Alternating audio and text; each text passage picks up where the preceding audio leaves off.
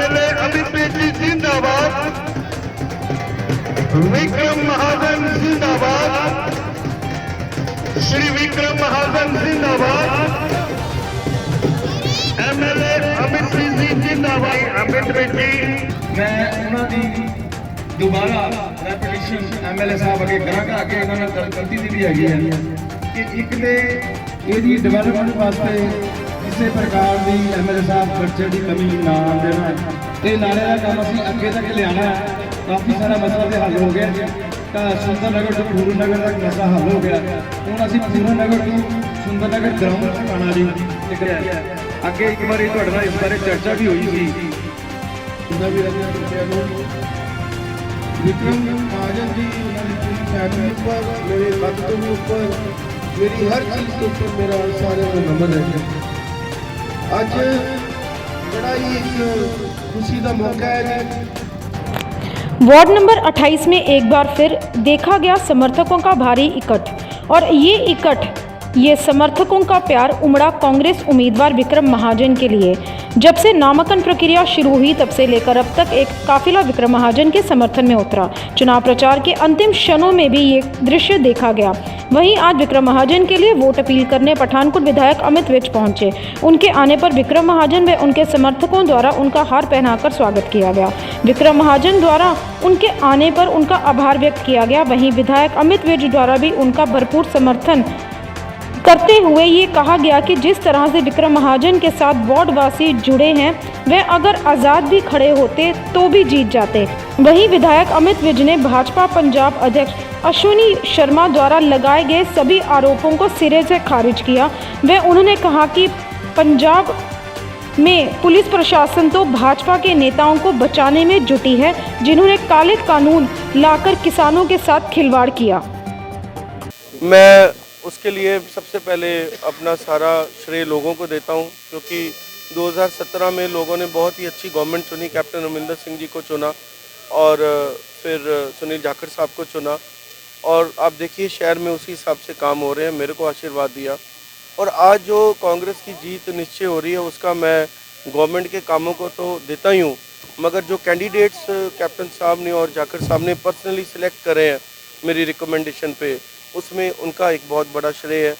जैसे विक्रम महाजन जी के वार्ड में हम आज वार्ड नंबर 28 में खड़े हैं, ये ऐसे कैंडिडेट हैं जो इंडिपेंडेंट भी जीत सकते हैं और फिर भी ये हमारी पार्टी के साथ खड़े हैं और हमेशा लोगों के लिए खड़े होते हैं, पार्टीबाजी के ऊपर आके काम करते हैं और इनके जो भी डिसीजन होते हैं अपने लोगों के हित में होते हैं, तो मैं उसको बहुत ही रिस्पेक्ट करता हूँ। हमारी पार्टी उसको बहुत ही रिस्पेक्ट करती है और आज वार्ड नंबर 28 आपने देख ही लिया है। इधर मुझे लगता है जिस तरीके का माहौल है, I think he will take 90% of the votes और 90% वोट्स ये ले जाएंगे। देखो जी, पुलिस प्रशासन तो पंजाब में मैं जो भी कहूँ हम तो बचाने में लगे हुए हैं जी, और भाजपा प्रधान पठानकोट में है। देखो उनको एक चीज़ समझनी चाहिए कि ये पंजाबियत का मामला है, ये फार्मर्स किसान का मामला है और अकेला उनका मामला नहीं, पूरे पंजाब का मामला है। जब किसान बिल किसान ही कह रहे हैं और पूरा पंजाब कह रहा है हित में नहीं है, तो वो उनके बिलों के फेवर में रैलियाँ निकाल रहे हैं और उस टाइम भी हमारे प्रशासन ने कुछ नहीं होने दिया। उसके बाद भी बाहर का मैं कह नहीं सकता, पठानकोट में अभी तक कोई ऐसा इंसिडेंस नहीं हुआ और ना ही हम होने देंगे, मगर मैं इतना ज़रूर रिक्वेस्ट करूँगा अश्विनी जी को कि लोगों की सेंटिमेंट्स को रिस्पेक्ट करें। लोग पंजाब के इस चीज़ को बहुत दुखी हैं, हमारे लोग शहीद हो चुके हैं, हमारे शहीद हो रहे हैं, बॉर्डर के ऊपर बैठे हैं। प्लीज़ लोगों के सेंटीमेंट को रिस्पेक्ट करें, अननेसेसरी कोई ऐसा माहौल ना क्रिएट करें कि लोग आपके पास आएँ। और मैं अपनी एडमिनिस्ट्रेशन का बताता हूँ, हम सारा दिन एक ही काम कर रहे हैं जी कि इनको प्रोटेक्शन दें। हमारे पास कोई प्रोटेक्शन नहीं है, हम ऐसे ही जा रहे हैं और हमारी प्राथमिकता यही है कि कोई ऐसा हरकत ना हो।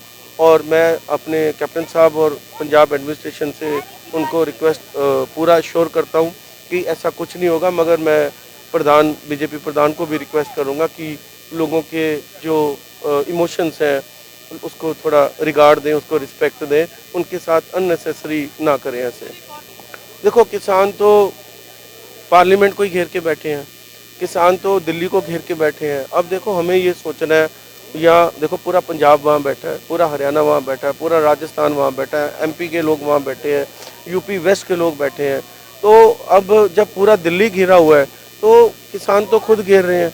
और मैं रिस्पेक्ट करता हूँ पॉलिटिकल पार्टीज़ की, क्योंकि ये एक बहुत ही नोबल कॉज के लिए सारे लोग लड़ रहे हैं और कोई भी पॉलिटिकल पार्टीज़ को किसान भी आगे नहीं आना दे रहे और हम भी नहीं आगे जा रहे हैं। मगर इतना ज़रूर है, हमारे जो सेंटिमेंट्स हैं बीइंग अ पंजाबी, पार्टीबाजी को छोड़ के हमारे सेंटिमेंट्स किसान के साथ पहले है, अपने मजदूर के साथ पहले है, जिसकी दी हम खाते हैं।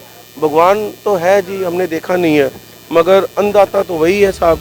और हमारे पंजाब को ही नहीं, पूरे देश को 40% फूड बाउल है जो, वो हमारे पंजाब से बढ़ता है जी। तो मुझे लगता है कि ये सारी गलत बातें हैं, ये गलत अफवाहें हैं। कभी मिलिटेंट बना देते हैं, कभी टेररिस्ट बना देते हैं।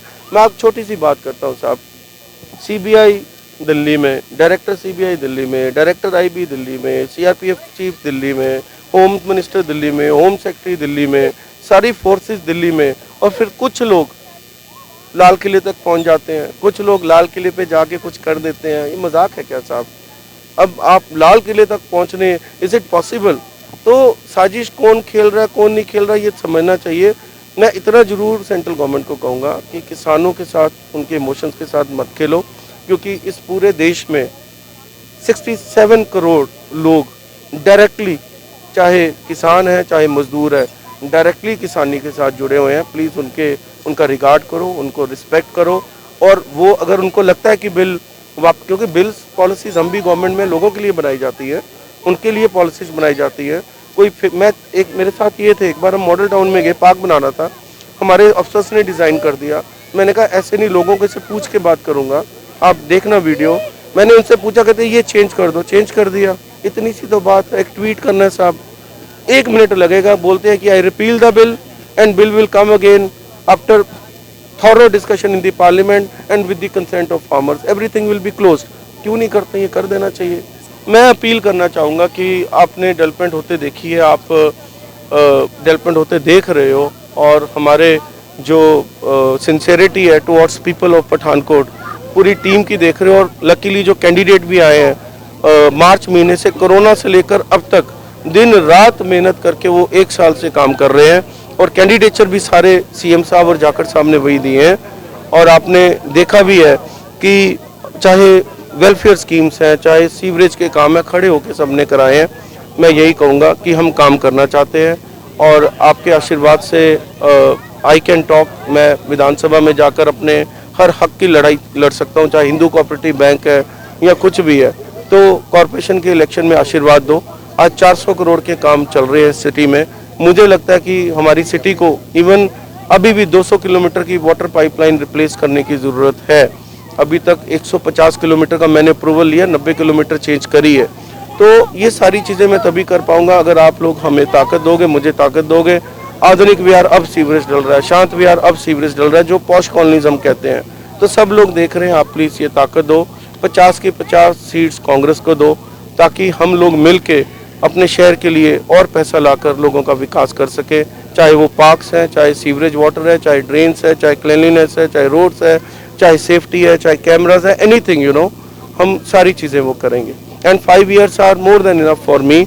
8 महीने में लोगों ने देख ही लिया डेवलपमेंट हमने किस स्पीड से करी है। ये परमात्मा का आशीर्वाद ये सब लोगों के रूप में मुझे मिल रहा है। वैसे तो मेरी निजी राय है कि ये जो कॉरपोरेशंस के चुनाव हैं, पार्टी चुनाव चिन्ह पर होने ही नहीं चाहिए, लेकिन जैसा है वैसा ही है। मैं एक वायदा सब लोगों को दे रहा हूँ, सब राजनीतिक पार्टी के कार्यकर्ता को भी दे रहा हूँ कि मैं चुनाव जीतने के बाद सब लोगों के काम पार्टी विचारधारा से ऊपर उठकर करूँगा, क्योंकि ये चुनाव हमारे परिवार का है, गली का है, मोहल्ले का है, वार्ड का चुनाव है। और दूसरा, मेरी कमिटमेंट है लोगों के साथ, मेरा प्रण है कि मैं मुश्किल घड़ी में, कठिन दौर में उनके साथ खड़ा रहूंगा, भागूंगा नहीं, बहाना नहीं बनाऊंगा, उनके सुख दुख में हमेशा हमेशा शरीक रहूंगा।